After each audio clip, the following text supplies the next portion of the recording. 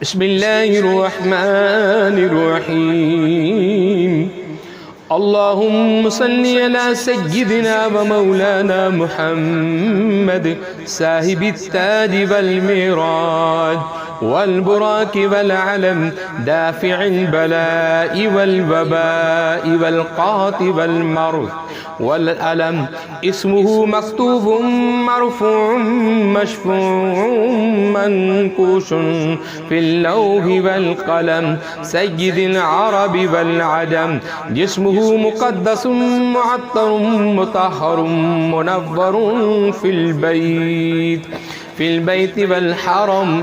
شمس الدهى بدر الدجى صدر العلا نور الهدى كهف الورى مصباح الظلم جميل الشيم شفيع الأمم صاحب الجود والكرم. والله عاصمه وجبريل خادمه والبراك مركبه والمعراج سفره وسدرة المنتهى مقامه وقاب قوسين مطلوبه والمطلوب مقصوده والمقصود موجوده. سيد المرسلين خاتم النبيين شفيع المذنبين أنيس الغريبين رحمة للعالمين راحة العاشقين مراد المشتاقين